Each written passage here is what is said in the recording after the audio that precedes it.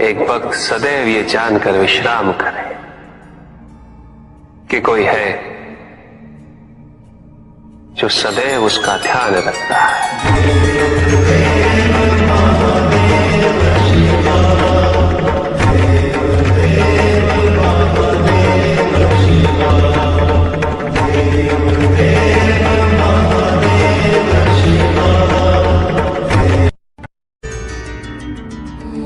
भक्त की भक्ति और उसकी श्रद्धा से प्रसन्न होगा।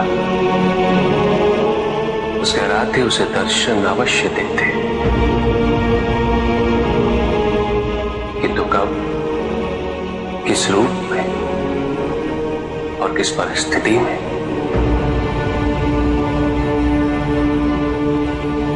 इसका पूर्व ज्ञान होना भक्त के लिए संभव नहीं होता। जब जब भक्त भगवान का ध्यान करता है, तब तब भगवान भक्त का ध्यान रखते हैं।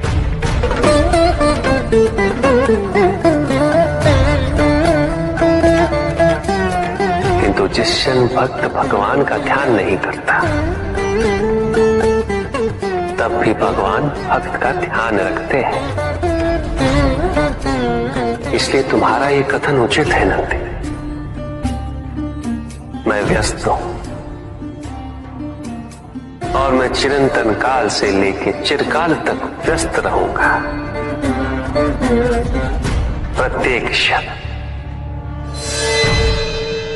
प्रत्येक भक्त का ध्यान रखते हैं।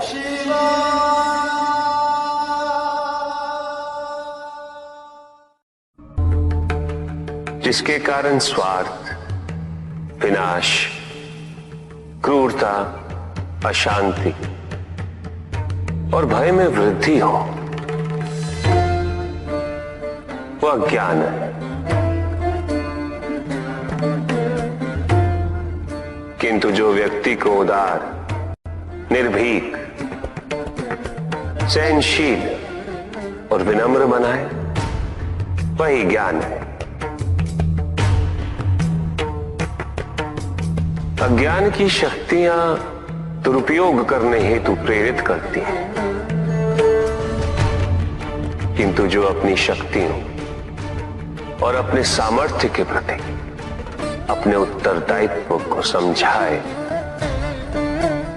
जो न केवल अपने अपितु अपने से पहले संसार के उद्धार हेतु प्रोत्साहित करे, वो ज्ञान है। ज्ञान का मूल उद्देश्य ही परोपकार है, सृजन है। दूसरों की भावनाओं को समझना, उनका आदर करना, यही ज्ञान है। क्योंकि ज्ञान हमें न केवल अपने अपितु दूसरों के दुख और सुख के प्रति भी संवेदनशील बनाता है। किंतु जो दूसरों की भावनाओं का अनादर करे, उसे ज्ञान की श्रेणी में कैसे रखा जा सकता है? अज्ञान के कारण व्यक्ति सांसारिकता में बंधता जाता है, मोह माया में उलझता जाता है।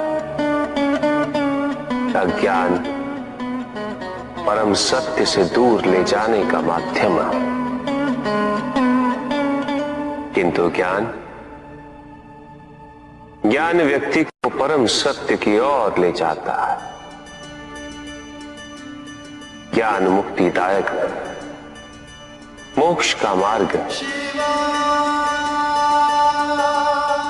और इस मुक्तिदायक ज्ञान का सर्वोच्च रूप है आत्मज्ञान। और यही ज्ञान की पूर्णता भी है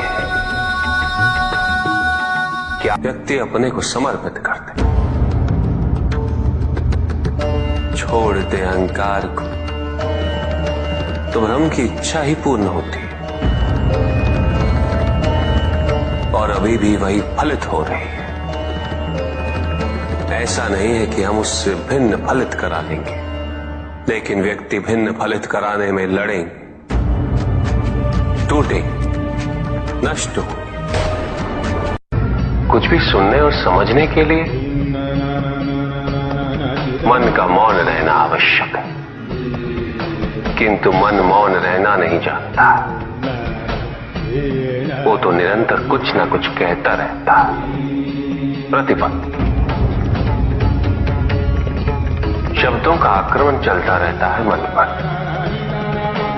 और यही आक्रमण है जिसके कारण व्यक्ति कभी भी शब्दों के परे नहीं जा पाता।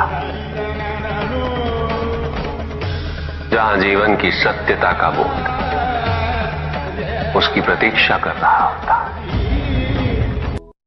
कभी भी किसी व्यक्ति का विवेक, उसके संस्कार, निर्भीकता तथा उसके आचरण की परिपक्वता को परखना हो तो उसे शक्तियों से सुसज्जित करता हूं, पदाधिकार सौंपता हूं। परिणाम स्पष्ट हो जाएगा। प्रभु, यदि आप स्वयं यहाँ कैलाश में उपस्थित हैं, तो प्रतिदिन का संध्या काल पूजन आपके समक्ष क्यों नहीं होता है? पूजित का साक्षात सामने होना मन को भटकने नहीं देता, किंतु जो सच्चे भक्त हैं, भगवान तो उनके मन में, उनके हृदय में निवास करते हैं। जिनके हृदय में श्रद्धा है, उनके लिए पूजा करने हेतु अपने आराध्य का साक्षात सामने होना अनिवार्य नहीं।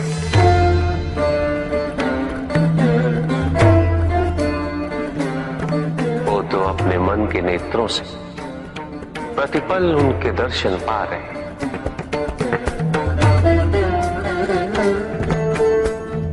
उनकी प्रत्येक अनुभूति में भगवान है।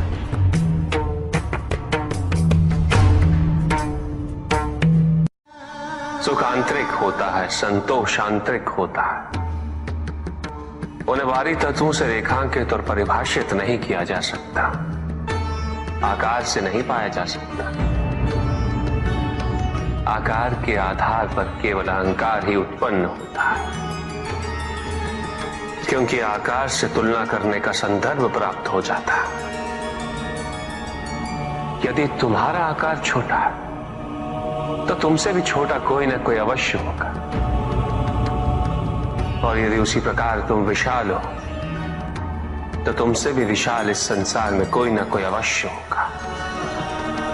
इसीलिए शरीर या आकार की तुलना करना कभी भी शाश्वत सुख का आधार नहीं बन सकता।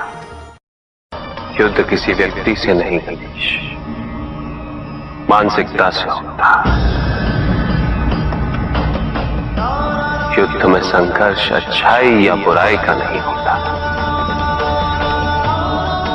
सभी में अच्छाई है और बुराई भी है पुत्र। युद्ध तो विचारधाराओं का होता है।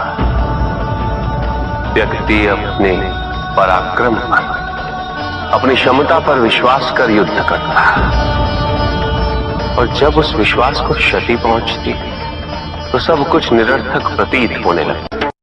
जिन्होंने जीवन के प्रति घृणा सिखाई, उन सभी व्यक्तियों ने पृथ्वी को नर्क बनाने में अपना योगदान दिया। इसलिए अधिकांश व्यक्ति अपने दोष, अपनी त्रुटियां और अपनी व्यर्थता को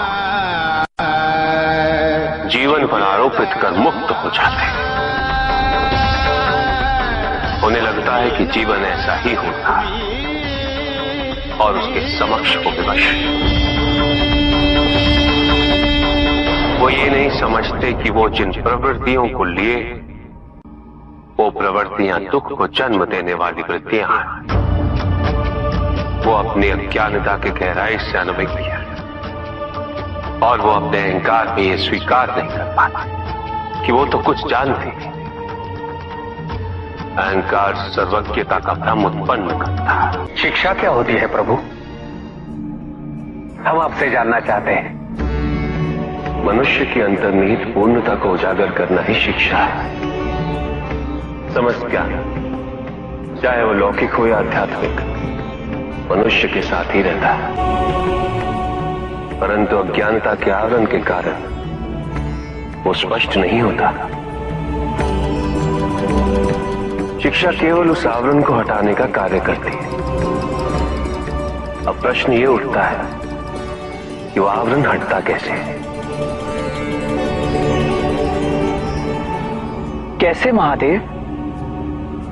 चकमक पत्थर के अंदर छिपी अग्नि तभी प्रकट होती है जब कोई उस पत्थर में घर्षण उत्पन्न करता है। वैसे ही व्यक्ति में घर्षण उत्पन्न करने वाला गुरु होता है, जो अज्ञानता दूर कर मनुष्य को स्वयं से मिलाने का प्रयास करता है। गुरु शिष्य को जन्म नहीं देता, अपितु आकार देता है।